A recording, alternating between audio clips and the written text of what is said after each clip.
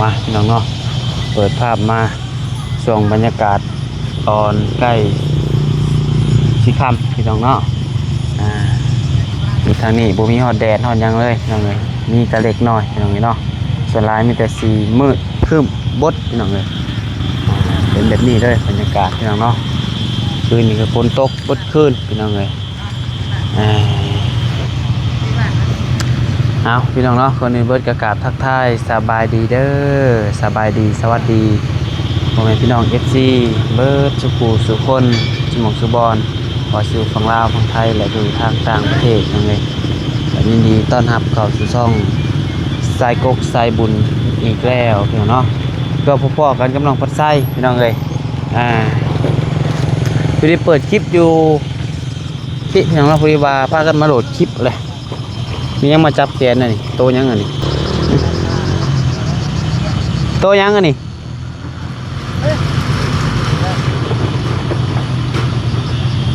ฮะจักจันบ่มันคือมาจับแขนใช่มันจะจับแม่นี่บ่จักจันกินได้อยู่เลยกินไหมเบิ่งติจับตกใจดิอยู่เนาะฮะโอ๊ยมันบอกเลยเขาไปจักมาส่งข่าวอย่างอะไรอย่างเงี้ยหายแล้วเด้อสบายดีสบายดีตารางวันสิอาทิตย์แจ้งบอกพ่อแม่พี่น้อง FC พี่น้องเนาะผู้ที่มี FC เพิ่นถามมาว่าน้องปัดไซลงคลิปแล้วคือเข้าไปเบิ่งบ่ได้เพิ่นน่ะพี่น้องเอ้ยเนาะผู้ที่ว่าเป็นแบบนี้พี่น้องเนาะเรื่องของเรื่องน้องปัดไซลงไปแล้วพี่น้องเนาะเทื่อนึงแต่ว่ามันติดเหลืองพี่น้องเอ้ยก็บ่ฮู้ว่าย้อนหยังพี่น้องเอ้ยเป็นหยังเนาะโดยติดเหลืองของบ่ยาวก็ลงได้ถ่ายน้ำกันพี่น้องแต่ว่าของบ่ยาวบ่เป็นโดยของบ่แก้วก็บ่ได้เป็นของบ่เตียงก็ยังรุ่นอยู่ของบ่เตียงยังบ่ฮู้เนาะแต่ว่าของน้องปัดไซพุ่นติดเหลืองพี่น้องแล้วเป็นน้ำหยังเนาะบ่แม่นว่าเทื่อเดียวได้พี่น้องเนาะเทื่อแรกก็ลงไปประมาณ10ปลายนาทีนี่แหละมันประมวลผลแล้วมันติดเหลืองพี่น้องเอ้ยแล้วก็มาตัดใหม่อีกตัดนั่นตัดนี่ออกหลายเติบพี่น้องเอ้ยก็ยังติดเหลืองอีกคือเก่าลงไปก็ได้ยังบ่ได้ลงไปว่าเฮาอันนั้นนะล็อกไว้พี่น้องเอ้ยแล้วบ่ได้น้องปัดไซก็เลยว่าบ่ได้ลงแล้วน้องปัดไซลงอีกซ่องน้องเบลเพิ่นอีกคลิปนึงคนละคลิปกันพี่น้องแต่ว่าถ่ายอยู่บ่อนเดียวกันนั่นแหละบ่ได้อีกนะครับบ่ได้ทั้งสองเลยแม่นที่แรกครับป้ายเพิ่นประมวลผลแล้วแต่ว่ามันของช่องน้องเบลมันบ่ฮู้ว่ามันนั่นได้บ่ได้นะพี่น้องมันสิเป็นแบบมันบ่ให้เห็นรูปเงินรูปเหรียญรูปอันหยังนะพี่น้องเอ้ยน้องบ่ใจก็บ่ฮู้ว่ามันเดืองไปเองมันไปแล้วมันไม้ขี้หยอดใส่เรืองก็บ่ฮู้ว่าจักเป็นหยังพี่น้องเอ้ยพี่น้องเอ้ยพอดีเฮามาอยู่ต้องแจ้งตอนนี้พี่น้องพอดีโดยมานั่งโหลดคลิปว่าซั่นซะนั่งโหลดคลิปเพราะมันบ่มีสัญญาณเนาะสัญญาณยากพี่น้องเอ้ยนี่ก็บรรยากาศทั้งหลังก็งามพี่น้องเอ้ยเนาะบ้านพ่อแก้วเลยเนาะนี่บ้านเมืองเพิ่นมีแต่ภูแต่ผาพี่น้องเอ้ยพี่น้องเอ้ยก็เป็นเฮ็ดพิธีเนาะบ่เคยเห็นเรื่อยๆเหรอครั้งแรกบ่ครั้งแรกน้องบัดไซเองบ่ให้เว้าแหละบ่คือแต่ว่าคล้ายๆบ่แต่ก็บ่คืออีกบ่คล้ายคือบ้านเจ้าเฮ็ดได้แหละแล้วเฮามีคันแบบนี้ก็สมมุติว่าเอาคนขายไปกันมีแต่เฮ็ดที่ติดของนะแบบเฮ็ดมั่วด้วยแล้วเฮ็ดอิฐกันแล้วบ่ได้มีแบบหมอร้องหมอลำจังซี่บ่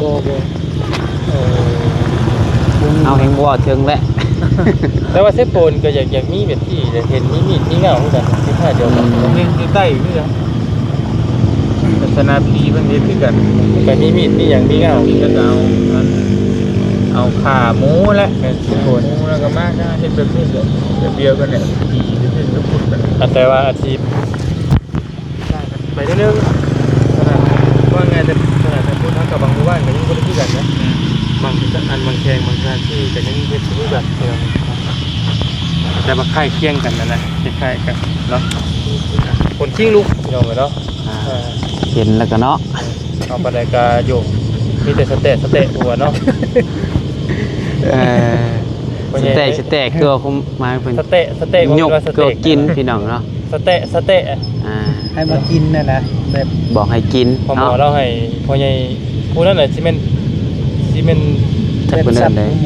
ลูกชิดบ่ มันสิเป็นลูกคิดลูกค้าเนาะ คล้ายๆเนาะ ผู้ซอยนะเนาะเออแล้วก็ ผู้นั้น ถ้าเป็นบ้านเฮาก็แม่นเอานั่นนะเอาเตียงอย่าง ผู้จัดการ โอ้ยอันนั้น ผู้จัดการ ไหนนะศิลวัตรบ่ศิลวัตรที่เพิ่นสูตรนะ ที่เพิ่นไปสูตรแต่งเก้ได้หยังแล้วเพิ่นเอิ้นหยังก็ กสินวัฒน์ ศิลวัตรนั่นแล้วนั่นแหละที่ศิลาไปแต่งเก้ได้หยังนะบ่ได้ภูมิภาเรืองมีค่ายเดียวกันเราลุกขึ้นไปเรากระปี้ท้องไปด้วยปวดใจคือปวดตัวเสียแล้วว่าเข้าใจนี่กินโตกับล้มแล้วลุกมาแล้วเราก็ล้ม จะใส่ซับโตเรา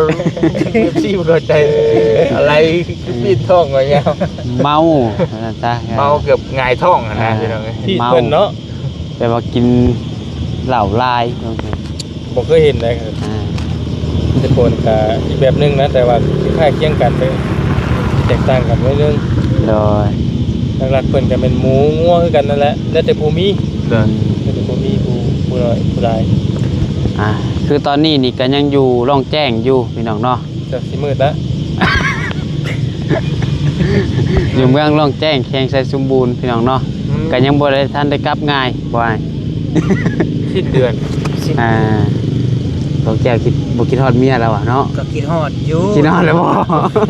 ได้สามาสู้ดีแล้ว บ่ยากคิวรถโดยสารก็มี ได้ จะส่ง แต่ว่ากับการแน่นก็สิได้ลงก่อนหน่อยเดียวเนาะ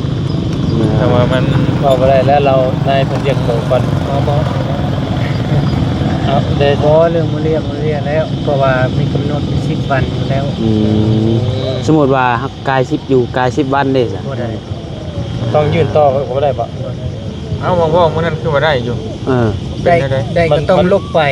ลบเมื่อก่อนแล้วขึ้นมาอีกได้ สมมุติว่าเนาะ สมมุติว่าเวียกงานทำบ่แล้วครับยังเหลืออีกสักประมาณ4-5 มื้อสิ แม่นเพราะว่ามันกระเทินน่ะนะ ประมาณนั้นแหละ ก็บ่เป็นหยังมันสะดวกสบายอยู่มันมีใจดีรอก็สิเล่นออกไปส่งทางใหญ่กลับเข้ามา โด รถโดยสารนะก็เมื่อบ่เป็นหยังเพราะเฮามันเลื่อนไปได้เด้เฮามันบ่ได้มีจำเป็นขนาดนั้นเด้ โดย มันบ่เป็นทางการเด้โดย แต่กระเบิงตัวจริงเนาะจักสิแนวใดพี่น้องเอ้ย ข่อย นะ ยังบ่มีหยังเลยแหละเพราะว่ามีหยังสิเหลือเมื่อเนี่ยบ่ก็ยังบ่ได้ไปข้างนอกอีกเด้ออยู่ในส่วนห้าวนะแต่ว่าครูกำลังเลยว่ายัดกำลังพ่อกำลังออกมารุดพ้นจากบ้านจากเมืองนะ ได้มาอีกแล้วฮะ ออกกระจายก็เข้าวันนี้คอนเทนต์ครีเอเตอร์ยูทูบ